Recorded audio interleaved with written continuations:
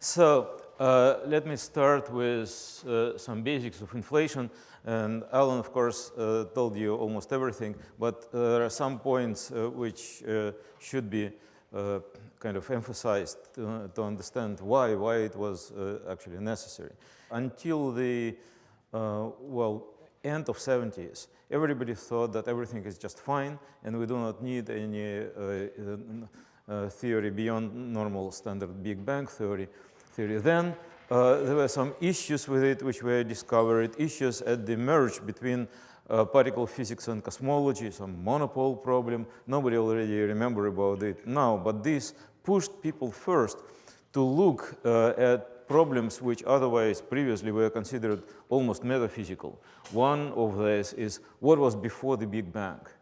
Another was, why is our universe so homogeneous? Why it is so isotropic? Isotropic means like why it is like a sphere instead of being like a cucumber. Why it is, well, all of these parts started expansion simultaneously. And I just remember how when I was, still a school child, and I was looking at some scientific magazines explaining how the universe exploded, and I was asking myself, how is that? This part of the universe and this part of the universe, they are far apart, and how did they know that it is time for them to start? And I thought that when I will go to the university, I will ask clever professors, and professors tell me what the answer. But then when I went to the university, I realized that professors did not know that the question exists. Then another thing, why it is flat, and flat means why parallel lines do not intersect. Why they remain parallel. This is given by this magic number omega equal 1, which is a boundary between closed and open universe, and closed universe parallel line would converge, open universe they would diverge. So why they remain parallel? Oh, of course, Euclid told this to us 2,000 years ago, but why Euclid if then we know that the general theory of relativity allows non-Euclidean geometry? So 2,000 years we waited and waited to understand why parallel lines do not intersect, and then it became like a metaphysical question, so they just do not intersect, that's all. Now, what inflation did, we now learned how to answer these questions, which was previously considered totally metaphysical. Not all of them. We still do not know what was before the Big Bang, though I must say that inflationary theory allows you to look at this question in a totally different way and suggest some tentative answers to that. But then all of these other questions have been answered by inflation.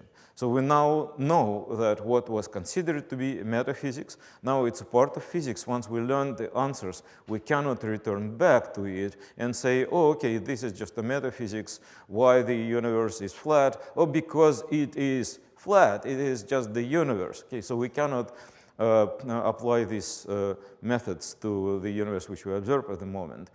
Now, why I'm talking about this right now? Because in the, quite a lot in my talk today may in the end look like metaphysics. It's about multiverse, etc. So how do we know about the multiverse? And then there are some reasons why we are thinking about this, and these reasons may seem metaphysical. So I'm just saying you, this was our starting point. Let's be patient about it.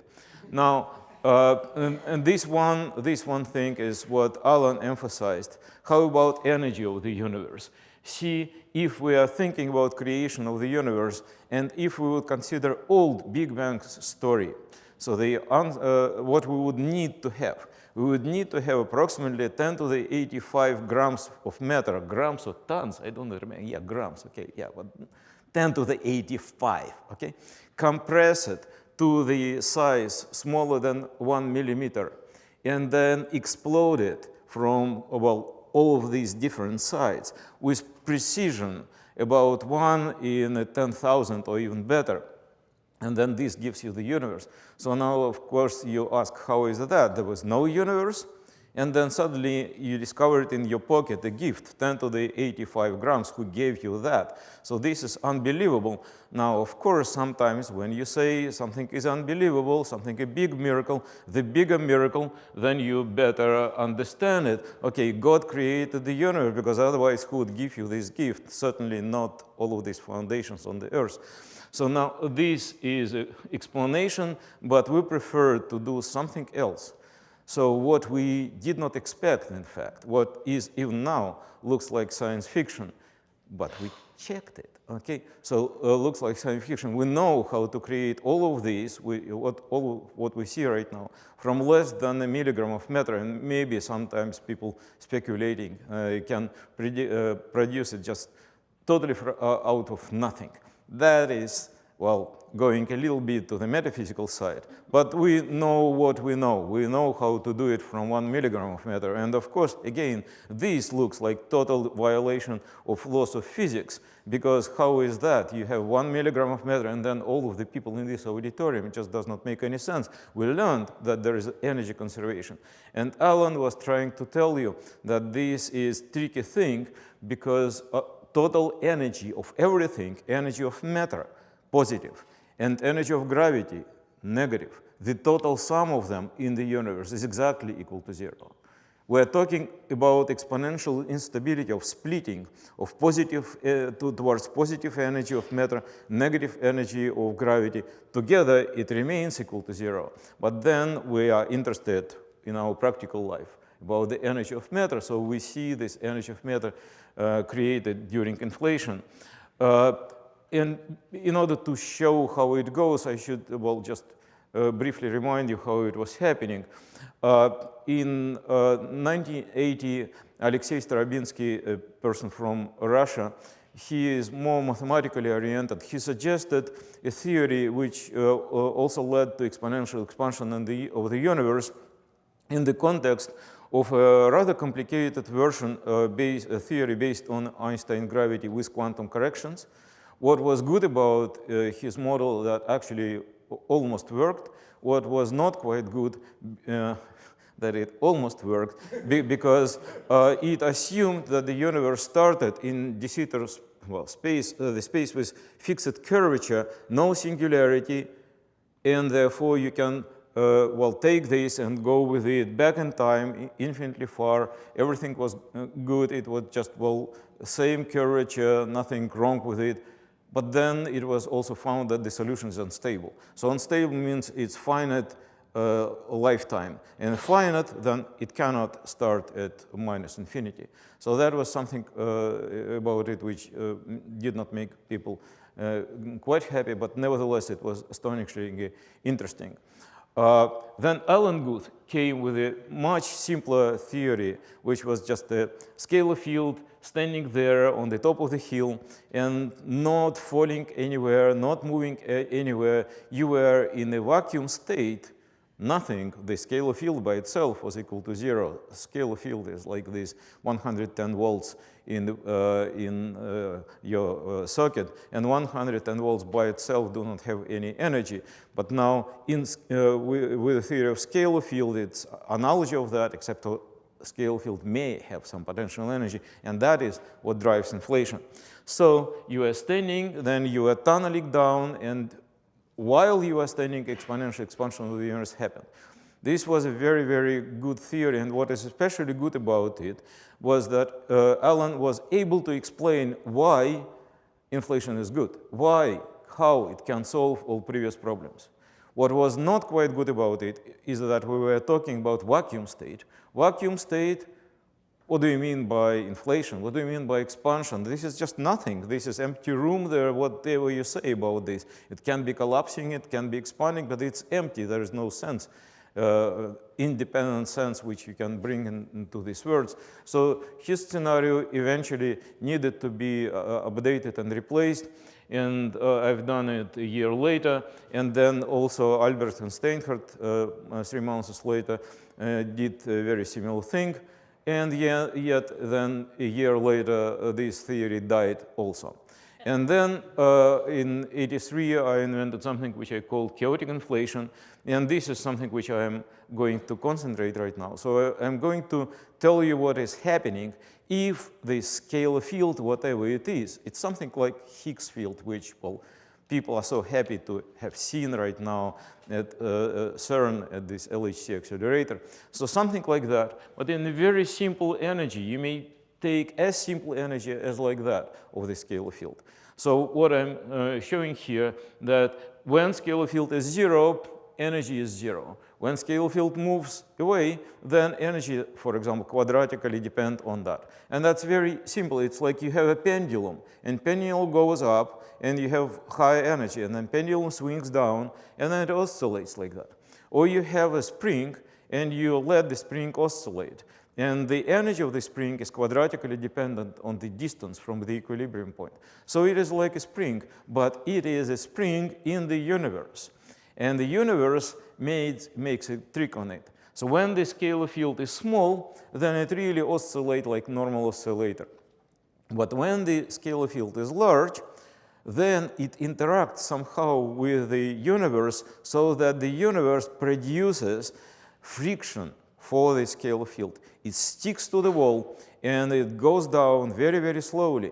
If it goes down very, very slowly, then during this time, there is no much difference between this and Allen's model, because when the scalar field sticks to the wall, energy is practically constant, and then you have inflation. And this can be shown by some equations. I'm not going to scare you by them, and I'm not going to solve them right now. I'm just showing you this is what we are doing. So it's not just philosophy. It's not like saying, oh, positive, negative, sum 0, let's just play the trick. But instead of that, we can solve equations. The upper one is Einstein equation describing expansion of the universe filled with a given scalar field. It's a little bit simplified because I did not take into account here kinetic energy of the scalar field. But once inflation starts, kinetic and gradient energy of the scalar field rapidly dies down. Okay? And then the second equation is equation for the scalar field. And you see the first term and the second term. And by the way, here downstairs, it's equation for the harmonic oscillator. The left term shows you acceleration of harmonic oscillator. The second shows you the friction. That's a bit unusual. And this last one is just the force which returns the scalar field back to the position of equilibrium. So if you look at these two equations, you will see that they're very, very similar. So we're essentially solving equations for harmonic oscillator with friction. Not a big deal. Mathematically, just trivial. It's a shame that we have not think about it before. It is so simple. So now the non-trivial thing was exactly this 3h phi. This is this friction term. And this h is energy density, is Hubble constant. And the Hubble constant, according to Einstein equations, is big when the scalar field is big. Okay? So within the logic of inflation is like that. You start with large phi, then you have large Hubble, then you have large friction. Then if friction is large, then scalar field sticks to the wall and moves very slowly. If it sticks to the wall and moves very slowly, during this time, you're solving the simplest possible differential equations of mathematical physics, and you're finding exponential solutions. That's all. Okay? So, and in this case, you really know what you're talking about. It's not an empty room. There is a kinetic energy of the scalar field. You cannot change from one coordinate system to another without being punished. So this scenario apparently can work.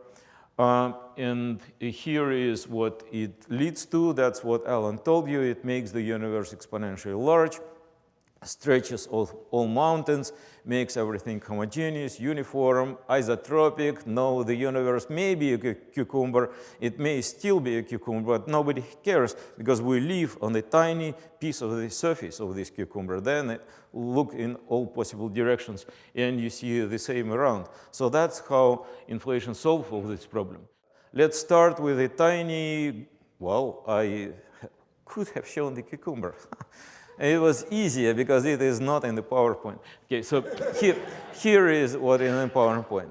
And the initial size can be as small as you want, and then later, after inflation, it becomes as large. Okay, this is just in one particular theory. This is a number of zeros, and what is interesting about it, that these answers remain right in any system of units, in centimeters, in miles, in whatever. This just means that with the accuracy with which we work, centimeter is equal to mile. Okay, no, but no kidding, we are living on the surface of this thing, and we are seeing only a tiny part of it, and all of this part, well, this part looks very, very homogeneous. So that's the basic idea of inflation, but this is called inflationary universe, and now comes inflationary multiverse. So let's just take a football, okay? So instead of a red ball, which well, reminds me where I came from, now you have this universe multicolored, okay? Tiny, tiny initial ball with black and red and white pieces, etc. And then you have a little bit of inflation, and it becomes huge. And now somebody is going to live in this blue area. He will open his eyes, he will look around, he will see everything is blue. And then he will try to, well, create a theory which explains why it must be blue. Because, yeah, I see it blue, so it must be blue. There must be some physical explanation for that, for blueness. Blueness is the best. Now, those who will live in the red, they will look around and say, I live in the red. Okay, so they are naive. There should be better perspective. I call it cosmopolitan perspective. So it's like, you know, it is called multiverse, but it is just a magic word. Essentially, it's like having universe consisting of different countries. But these countries are so large that you can never travel. There will be never police officers standing. Oh, okay. You do not need anybody because the size is so large that the other country is totally protected from your influence. That is what you live here, and this does not depend on what's happening anywhere else. So it's total peaceful coexistence because nobody cares about nobody else who lives somewhere else. Okay, so that is this inflationary multiverse, and the magic of many universes. He is reduced. It's just many different countries.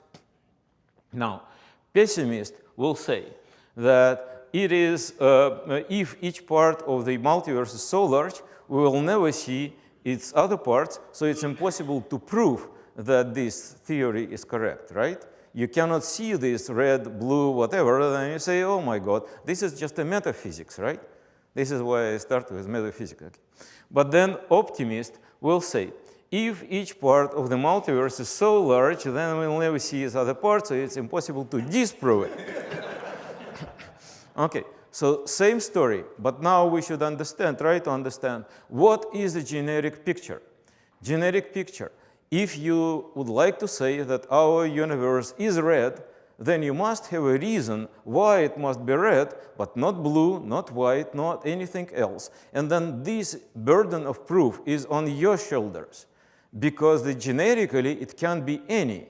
And just look at, well, this analogy. Suppose you are, well, a person who knows, well, what's water? Water can be, it's the same chemistry, H2O, right? But it can be solid, it can be liquid, and it can be vapor, right? And imagine the captain of Titanic who is, well, taking his ship and believes that water can be only liquid, okay? We know how it ended. So, but on top of this, what we learned during this development of inflationary theory, what we have learned, that even if you start with single-colored universe, then quantum fluctuations make it multicolored. And we do not know whether these quantum fluctuations are really powerful enough, but what we do, what we start with just, well, studying how these quantum fluctuations are generated. And this guy is supposed to jump. Okay, so now look at me. Okay, so here is a hill. Okay, so you expand the hill. Yeah, technology, but you have some live entertainer, right? Okay, so you have this hill, and then it stretches in all possible directions. On the top of the hill, new hills are produced, and the universe stretches them on all possible directions. And then new hills on the top of the new hills. And then we have some hills which are extremely large, actually. And there are some hills which are tiny and small. We live in a part of the universe where these hills are low, and we look around, and we see these inhomogeneities in cosmic microwave background radiation. We see these galaxies, and these galaxies have been produced, well, due to this process of enhancement of these quantum fluctuations. But there are also some very, very high peak where these quantum fluctuations by chance overlapped and became very large. So then these parts of the universe are the places where the universe expands very, very fast, and inflation reproduces itself. So you start sitting on this wall, okay? And you're falling down along this shape, parabolic shape of the potential. But occasionally you jump higher. It's very improbable, but occasionally you jump high again. And in those places where you jump, you're rewarded by exponentially large volume, okay? So this resembles your, well, a real situation in our economy. There are not so many billionaires in the United States. Their number probably is growing. But the number, the amount of money which each of them earns has growing exponentially. So the chance that you are a billionaire very, very small, but they have lots of money. So here is the same thing. The chance that the scalar field jump high enough is very small, but if it jumps, you're rewarded by exponentially rapid expansion of the universe. Inflation restarts. So this is what we call eternal inflation. Theory of inflationary perturbations was developed, in fact, simultaneously with our development of the basic of inflationary cosmology. It was very, very complicated, and there are two different types of perturbations. One type of perturbation is the perturbations of density, which bend the universe in one particular way. And another type of perturbations is, well, gravitational waves. We squeeze the universe in different directions. So both of these types of perturbations are under active search right now experimentally. And this, by the way, these gravitational waves was essentially predicted even before inflation was predicted, because the mechanism is so generic that it works in a very broad class of models. What do you do in order to test it? Well, you go to Florida, and then you watch the satellite launch, and then you just watch what happens there. And if you look at the sky very, very carefully, you will see, oh yeah, of course, from the chair, no, it's hardly possible. Because what they see are, well, measure of fluctuations is like 10 to the minus 5 of 1 Kelvin. That's just incredible. That's incredible. Okay. I never believed that it's possible, but then I learned not to underestimate your experimentalist colleagues. I'm a theorist. What do I know? Okay, so this is a Planck satellite. Planck satellite was launched a long time ago. The project actually was delayed for 10 years, which was a shame. But then eventually it was launched, and then it produced these images of the universe. And I remember one of the PIs, well, the principal investigators of this Planck team, when he have shown this image at the press conference a year ago, he said something like that. Oh my, that was something. Okay, he said, look at this picture. It looks like just a muddy picture, nothing special. But I know some people who would sell their children to get this picture first. So yeah, many people could not forgive them for that. They sent them offending letters. But that's how people were feeling about it. And this is the picture which Alan Guth have shown you, illustrating the progress in this direction which we're able to achieve.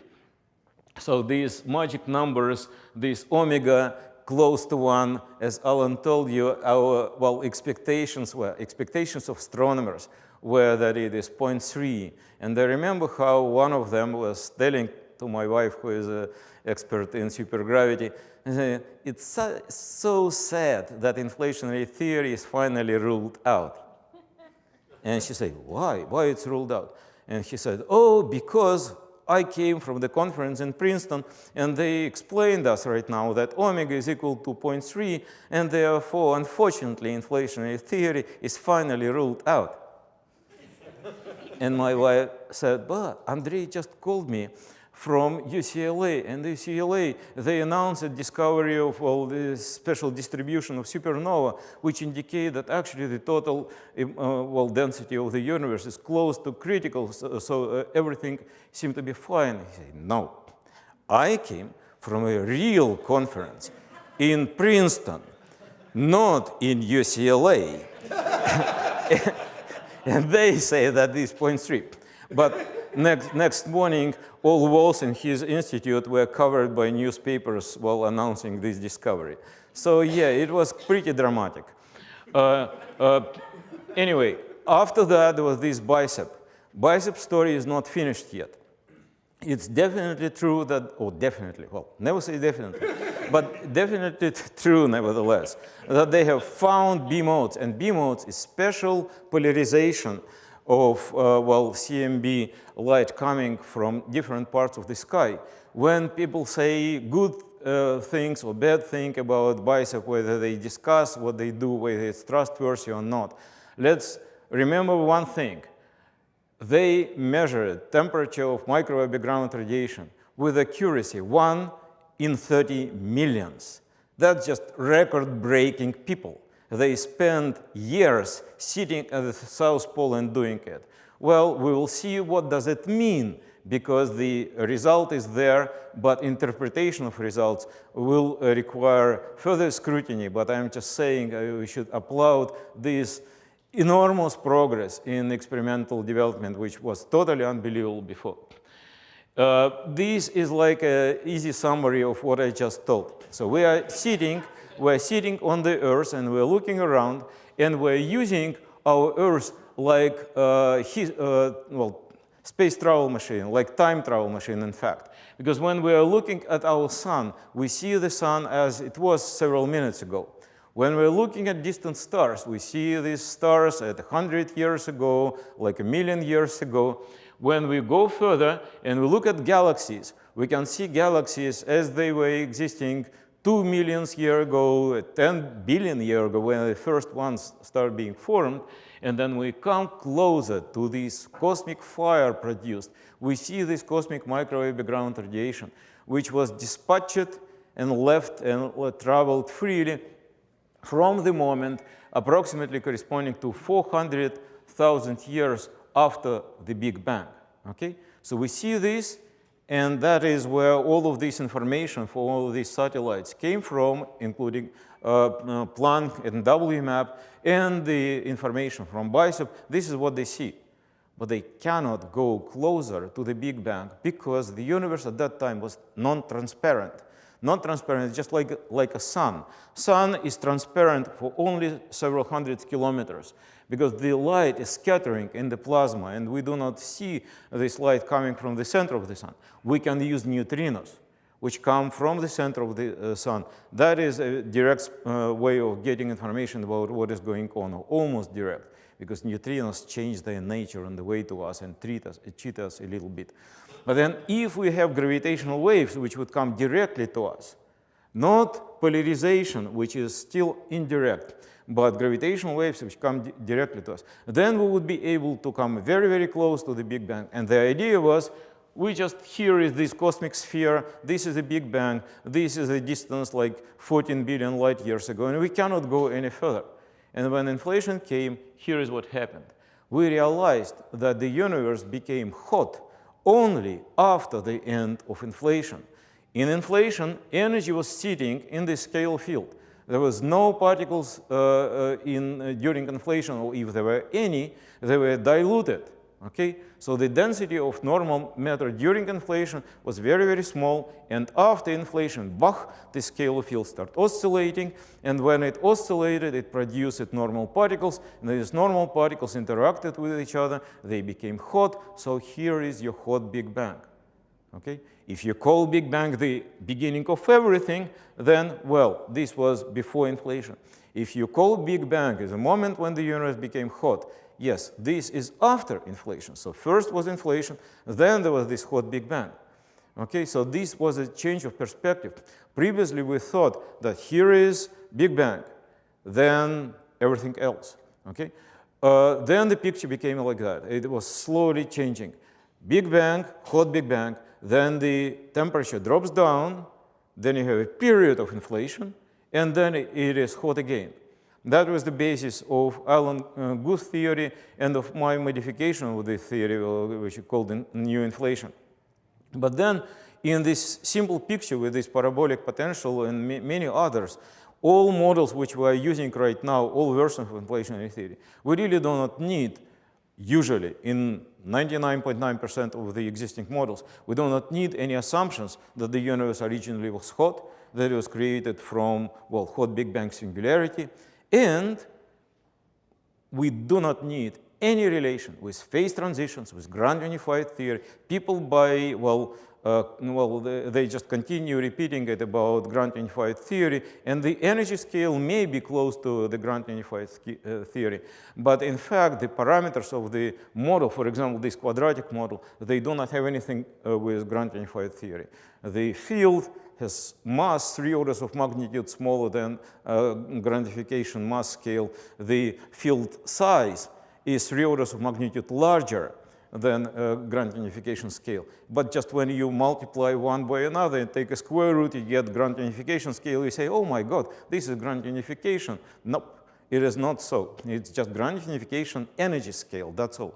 So now we see that we can put our nose outside of it and we understand what happens. Because previously we thought this fire, this is the beginning of everything. But in fact, we were just like wolves. We are surrounded by fire, and here's the end of the world, and we were afraid to jump through. Now when we jump through, we see that lots of place here when there was no particles. There was only this energetic scalar field. It's almost like energetic vacuum. It's slightly different, okay? And then if we continue moving further, we will see something else. We will see these parts of the universe where the universe produces itself in all of its possible forms. What happens also during these quantum fluctuations? Well, you know what happens with your genetic code. Sometimes there are some mutations, your children come not exactly like you, and well, whatever, maybe smarter, maybe not, but things are changing. So here in the universe, you have all information about its previous, subsequent existence, somewhere encoded in the rules, in the laws of physics. You know that water is liquid. You know that electron has mass 2,000 times smaller than the mass of the proton. You do not know exactly why, but you consider this is your universe, and that's all. Laws of physics are written here, okay? Actually, where they're written is a very good question, because suppose universe, well, like in old normal picture, the universe was born at the moment t equal to 0. There was no universe before, right? Okay? So then the universe starts behaving like something obeying laws of physics. Okay? Now, law of physics is something which you write on the blackboard, talk about with your friends, etc. But there was no blackboards there. So where this law of, I'm not kidding, the law is something which has some information value, okay? Something which has some words in it, equations, but there was no way to write your equations on non-existing blackboards because everything was created with the universe. So you ask, what was first, the law or the universe? Either the universe was created without any law, then what do you expect? Okay, yeah, chaos. Or if the law existed before the universe, then the way it was written. So you have all of this strange stuff, but now at least what we know, that if the universe starts inflating with a given law, and what I mean by a given law, like you have this scalar field, and the scalar field may have this normal one minimum, which I've shown you, okay, where you're falling, but it may have many different places to stop on the way. When it stops there, you will have the same theory, basically. It's just scalar field takes different value. When it takes different value, particles have different masses. And electron may be much heavier than it is now in our part of the universe. When the universe is multicolored, multicolored means that the laws of physics may be different in different parts. Maybe there is one fundamental law of physics, like, well, string theory, for example, but it may have different realizations, just like water can be liquid, can be solid, different types of this same water. So it's not something that we are breaking our custom, saying that law of physics does not tell you anything, but we are saying that even if you have one unique law of physics, which is not a given, but if you have this one law of physics, it can be realized differently. And what we know also that these quantum fluctuations can bring you from one place with one law of physics to another place with another realization of this law of physics from liquid to solid and back. So then, how does it happen? This is a result of computer simulations, how you start with a red universe, and then everything was fluctuating, and then in the end of that, you have a huge universe, you have all of these peaks, and this peak is kind of beginning of the new expansion. So you're creating multicolored multiverse, and some of these countries are expanding exponentially and become much larger than the previously existing countries. And the colors there are not yet fixed. You are jumping from one minimum to another minimum, from one value of the scale field to another. But then in the end, you roll down to these places here. So it's red, it's blue. Red is exponentially large. Blue is exponentially large. When you are in red and you want to travel to blue, it's exponentially far away from you. So it's not easy to travel from one country to another, essentially from one universe to another. Now, if, however, you have lots of money, build a big rocket, and this distance does not matter much for you because your time for you is relativistically shrunk. So you travel, and for all other observers, it takes infinite amount of time to travel. But if you are traveling approaching speed of light, then eventually you reach the boundary between red and blue. Hey, no policeman. Oh, but there is a domain wall separating these two parts. So if you are young and stupid and energetic, you jump through the main wall, and then you die there because particles of your type cannot live in this blue universe. So it's very safe arrangement. So, okay. Well, one way or another, let's continue a little bit further. Where this genetic code of everything is, well, written. And here, string theory comes to help us. Something which we did not know before. And this essentially, the main developments happened about 10 years ago. So what happens is the following. String theory is supposed to be a king or queen of all theories, which is the theory of everything. It has one strange property. It's easier to formulate it in 10-dimensional space. But then we live in 4-dimensional space, 3 dimensions for space and 1 for time, 4. So then you have 6 extra. And these 6 extra, we do not see them. We cannot move in these directions, supposedly, because they are squeezed into something very, very small. So you cannot put your finger there. You cannot send a particle there. You cannot talk to your friends traveling in this direction. And these directions are squeezed like that. And they can be squeezed in many different ways.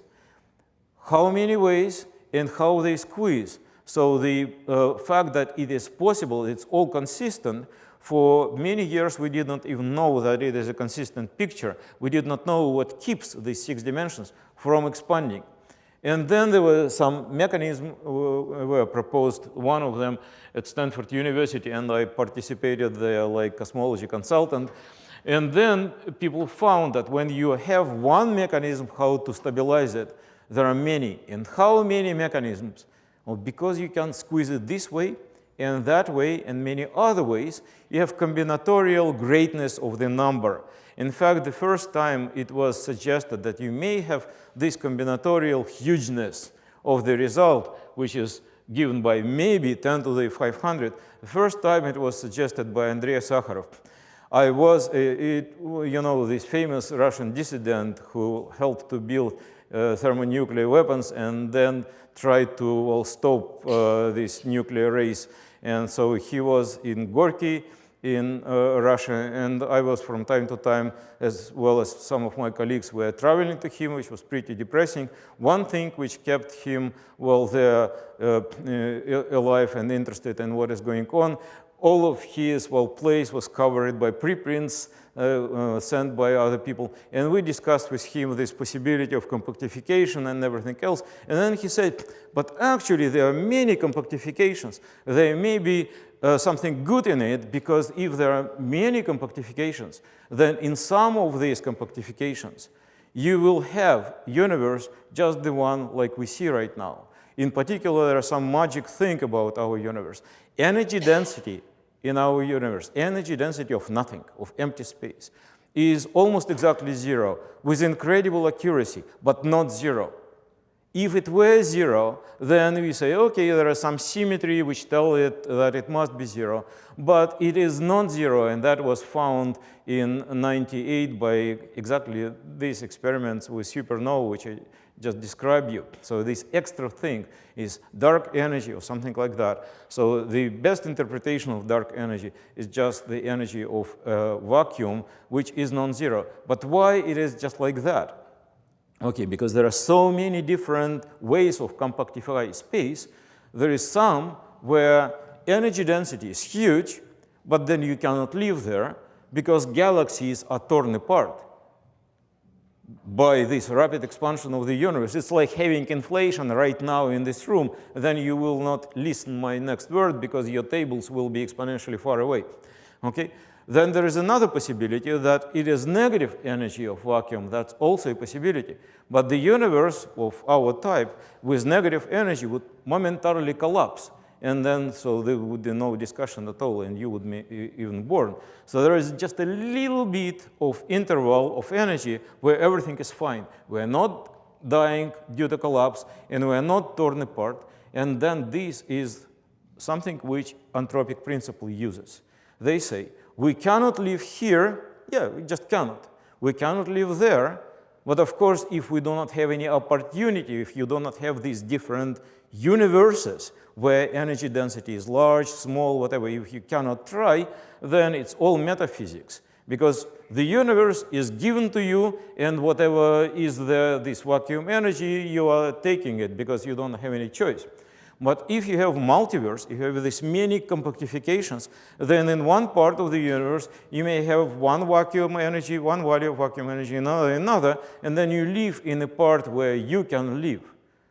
So then it is no longer metaphysics. It's just like dolphins live in water, you live on the dry land, and that explains your property correlates with dry land. That's all. So there's nothing metaphysical in it. Uniformity of our world is explained by inflation. We know why the universe is locally uniform. That's what Einstein wanted to understand. Why the universe is so uniform, and he said, this is cosmological principle. The universe must be uniform, but we did not really know why. So now we know why we see the universe is uniform.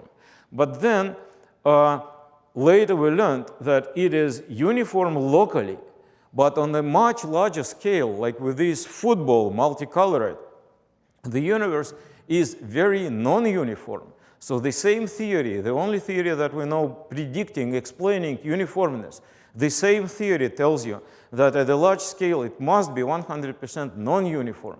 So that's kind of paradoxical situation.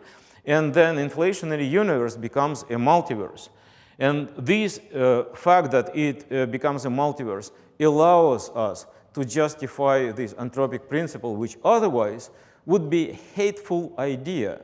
In fact, it was a hateful idea. When I was in Soviet Union, it was a hateful idea, and there was only one person who was discussing it, and I was going to his seminars because he was a friend with my parents, so I kind of yeah, okay, let me go there. And then, oh my God, he's saying something very, very interesting. But it does not make any sense, because anthropic principle, who gives you these universes? And it's only when we have seen that the universe itself produces itself in all of its possible versions, then we realize that it's a good thing. It is not a metaphysics, it is a possibility. This is how we think about our universe at the moment. So look at this yellow blob from the beginning. This lower part, you would think, this is the moment of creation of the universe.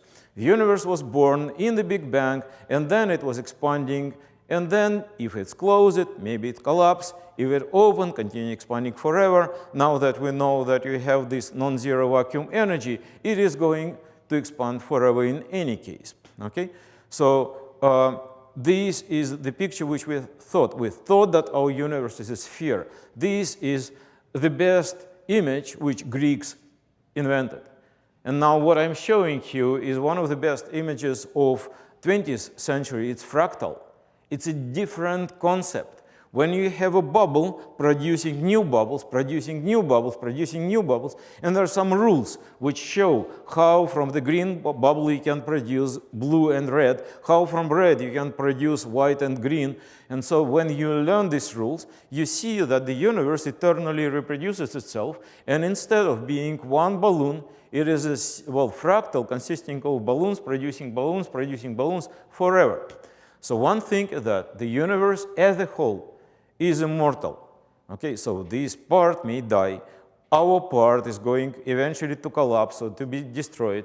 But in the previous picture, we thought that this is a Big Bang, and here is a place where we live.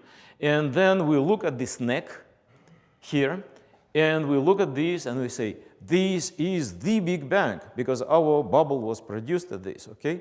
But then we say, no, it's actually not a Big Bang. It's a pretty big bang, but not the Big Bang. So this is how we see the situation right now. Does not mean that this is necessarily true, because it's kind of very big leap. We are learning how to interpret it quantum mechanically, because there is a lot of subtleties in it.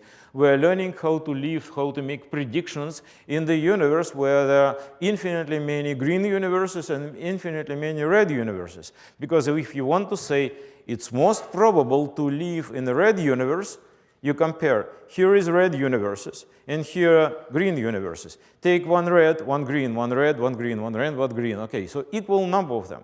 But you can take one red and two greens, one red and two greens, because there are infinitely many. You can continue counting, and then it will be a problem that you have this indefiniteness. What is more probable? We're learning how to ask questions about this structure. We're learning how to build physics there, and that's a lot of things to learn. But one way or another, we are trying to just first analyze this cartography of this. This is called Professor's Rubik Cube, okay? So you have much more difficult problem to solve how to arrange it. We're trying to see how many opportunities the universe gives us. And it's not only in terms of string theory, but look, here is a galaxy, here is another galaxy. If we are in a different part of the universe, there would be galaxy, and there would be another galaxy. How many different versions of the observable part of the universe we can potentially see if you take into account not only string theory, but just the same quantum fluctuations which produce galaxies which we see right now. And by the way, this is one of these amazing features. Who thought that galaxies, big boys, okay, can be produced by quantum fluctuations? This is the most well accepted right now, most probable source of creation of galaxies. This is just crazy. So now we are trying to be even more crazy, trying to see how many different compositions of galaxies, distributions of them, and the total number appears to be much larger than the total number of vacuum in string theory landscape. So now we may ask a different question. How many different universes a person can observe and remember? And that strange issue is like how many breakfasts can you eat? Or as many as they give us, okay? So nope, there is a distinct boundary. If you have a person with a mass m, there is a quantum bound on the total amount of information which this person can store in itself. So this bound is huge, but still finite. And then if you look at how much your brain can store in itself, it's also a finite number. So this is an interesting story that you have lots of different multiverses, but in the end, it's you who absorbs all of this information and either capable or not capable of using it. This multiplicity in part is bounded by your own existence and by the way how you look. If you were an electron, electron would not be able to experience multiverse. Electron would be unable to have any memory. Because you are large and complicated, then you can enjoy different number of these universes. Strange thing about this picture is that all of these vacua are metastable. What do I mean by metastable? Previously we thought, here is our universe, and there are two ways for us to die. Okay? If it's closed universe, for us, many ways, but for the universe. Okay. So here is the universe. And the universe may collapse if it's closed universe, and then all of us die in fire. Okay? Or it expands, well, like an open universe, and all of us die in cold. Now then came these experiments of '98, and people said, here is this vacuum energy, dark energy, whatever, and if it's vacuum energy positive, then the universe is going to expand forever, even if it's closed, guaranteed that everybody will die in cold. They will not die in well, fire. Now with the invention of string theory, we have new versions, okay? So many more ways to die. So here is a funny story. You are standing here, and this is your red universe, and this is your blue universe. Actually, you may not even, well, touch this blue universe. It's further away from you. But this red part where you live is a little bit unstable, and in it, you can produce pieces of blue universe. And then it expands on you and hit you. And you will see this bubble coming on you when it hits you, because it will travel towards you with a speed equal to the speed of light. So I really sincerely hope that I will be able to finish this talk before something hits me. And unpredictable. But it is expected is a theory, okay? Expected that the distance for the probability for this bubble formation is very, very small. We already tested that during 10 to the 10 years, well, 15 billion years from the existence of the universe, no such bubbles were produced. So our vacuum probably is sufficiently stable, or maybe we were just very lucky, but probably it is sufficiently stable. So that is one thing. When this bubble hits you, most probably you go to what is called, well, universe with negative vacuum energy, and then this universe rapidly collapses, end of story, unless you know how to go through the singularity. Now, another possibility that when this bubble comes to you, it transfers you to 10-dimensional space, which is the best place for string theory to live. 10-dimensional space, we would be unable to live there because planetary systems can live only in 3-dimensional space, 3 + 1, okay? That's a strange fact which was found in 1917 by Paul Ehrenfest.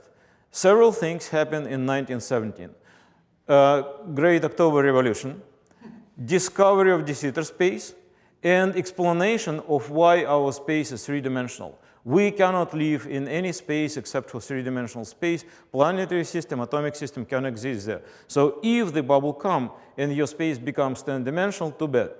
Now, what is good, however, that because the universe is in this process of self-reproduction, then there will be other places where the universe continue living and producing many of its different copies. When I say all of this, I must say that I'm still internally trembling, because all of this depends on our understanding not only of, well, classical physics, but of quantum cosmology. And quantum cosmology is a very dangerous field. Many people made many mistakes, misinterpreting some of these results. So one should be very careful. So I'm just talking about this to the best of my abilities of understanding it, and many other people looked at it and checked it to the best of their abilities. So we are doing our best, and this best is very, very strange. So now, is it physics or metaphysics? And can it be experimentally tested? So that's the standard question which I am often asked about it. And can we actually test this multiverse theory, or it is just a philosophy? Well, so first of all, this theory provides the only known explanation for lots of different questions, like, for example, why this vacuum energy is so small. No explanation if we are given a universe. Okay, so this would be just a chance. We could get a wrong one. But if you have many places, then you live in a place where everything is fine. Why electron mass is so small? It is 2,000 times smaller than the mass of the proton. But if it were 10 times larger mass or 10 times smaller, then life as we know it would be impossible. Why the proton mass and neutron mass are almost equivalent to each other with accuracy better than 1%. If you increase mass of one of them by percent or decrease it by percent, life as we know it, chemistry as we know it, nuclear physics as we know it would be impossible. So these simple small changes in known parameters of our world would totally destroy our possibility to live here. So then now, if you want to understand why we're here, you either should say, oh, God just created exactly for our benefit, or you say, well, this is a multiverse, and in parts of it you can live, and in parts of it you cannot. So then it makes sense. And this is the method which was used by Sherlock Holmes. You know, some people say that scientific principle is the theory must be falsifiable. So how you falsify the existence of these different universes which are unobservable. But there is another principle which was used by, actually which is used every day in the courts. Like for example, when a man kills his wife, you do not give him another knife and another wife and repeat the experiment to check. Instead of that, you try to exclude all other possible explanations. Then when you reach the satisfaction, then everything else follows. So this is another method which is as scientific as usual. Somehow it is not in the textbook, and we're using it all the time. There is nothing metaphysical in it. And yes, this is a famous philosopher which said these words. When you have eliminated the impossible, whatever remains, however improbable, must be truth. So this is one thing which helps us with the multiverse.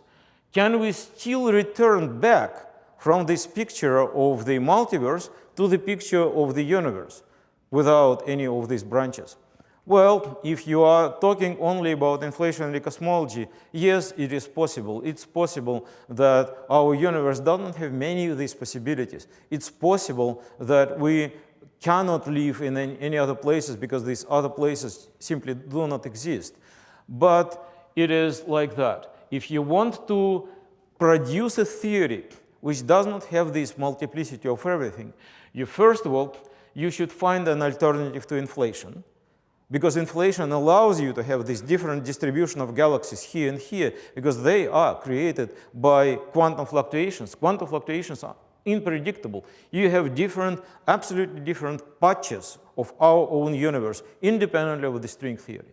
Second, string theory forces you, in addition, gives you this gift of 10 to the 500, or maybe more, maybe less, we don't know for sure, but huge number of different vacua in string theory.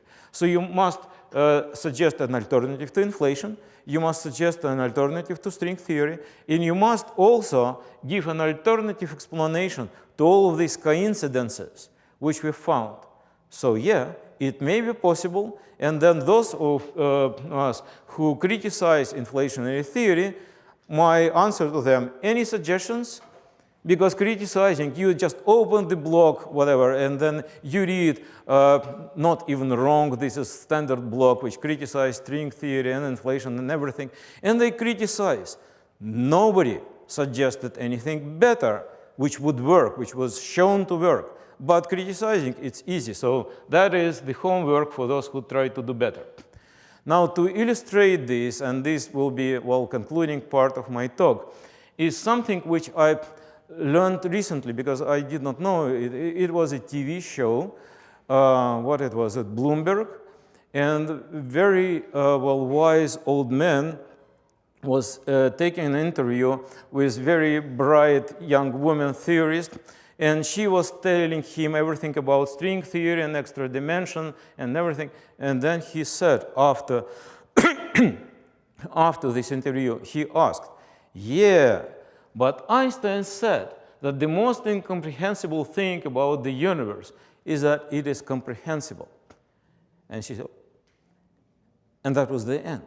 Because you do physics, but you do not have the first idea why physics can even work. Then why do I need even to listen what your physicist said? Because this is Einstein. Einstein did not know how to answer to this question. Then I'm looking at something else. and that is a mathematician, one of the famous mathematicians, Eugen Wigner, and he represented the same idea. The unreasonable efficiency of mathematics in science is a gift we neither understand nor deserve. Oh my God. Okay, so yeah, he is a mathematician. He cannot understand why mathematics is so good.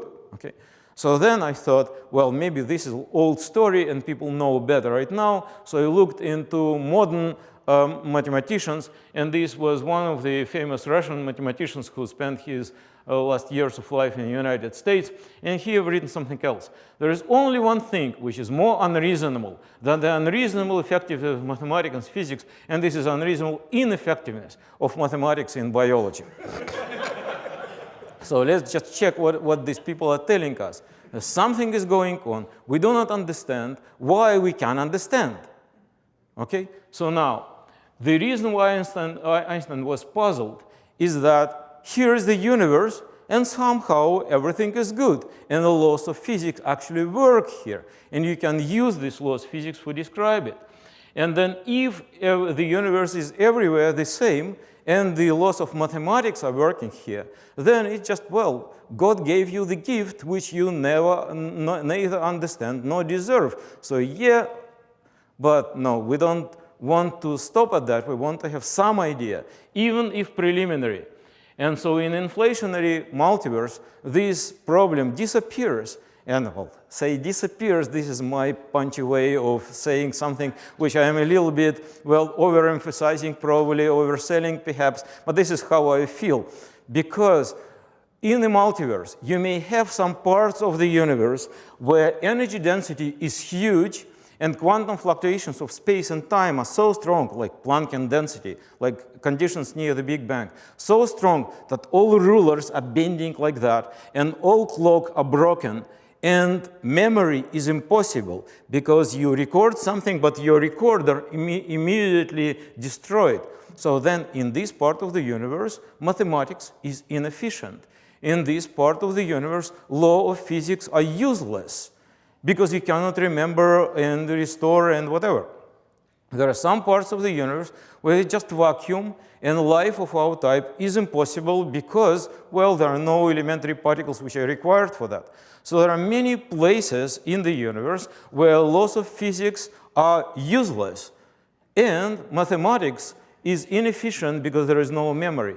Why what we call by mathematics is efficient. Mathematics is efficient. We need it to be efficient because it helps us to win the game of evolution.